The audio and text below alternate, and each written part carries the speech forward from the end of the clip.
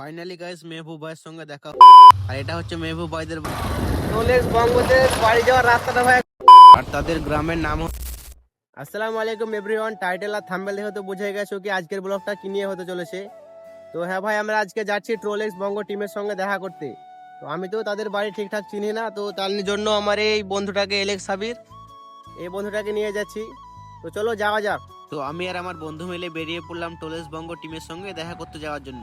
আর ভাই এরকম long blog আমি প্রথমবার করছি। ভিডিওটা সম্পূর্ণ দেখো, দিয়ে একটা কমেন্ট করে জানাও ভিডিওটা কেমন হয়েছে।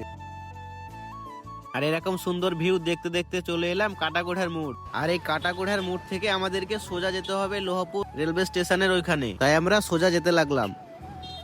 খানিকক্ষণ যাওয়ার পর দেখতে পেলাম লোহাপুরের স্কুল। আরো খানিকক্ষণ যাওয়ার পর চলে এলাম আমরা রেলওয়ে স্টেশনের এখানে।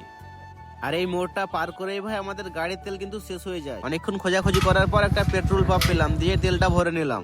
আর ভাই তেল না ভরতেই আগে টাকা চাইছে, দেখো।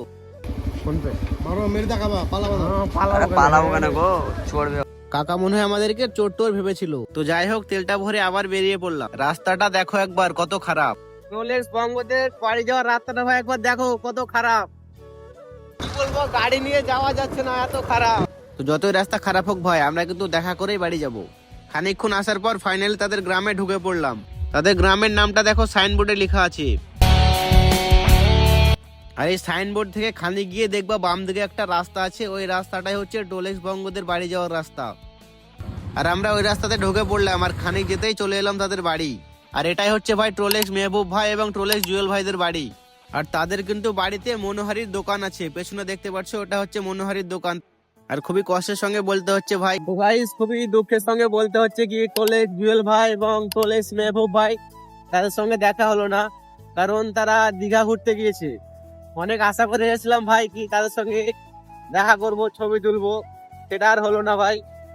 তো কি আর করার, কোন রাস্তাতে যাচ্ছি বাড়ি, কিছু করার নেই ভাই। নেক্সট টাইম আবার আসবো, দেখা যাক তখন দেখা হচ্ছে কিনা।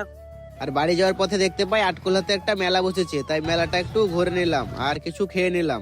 আজকের ব্লগটা এই পর্যন্ত। যদি ব্লগটা ভালো লাগে তাহলে অবশ্যই একটা লাইক কমেন্ট করিও।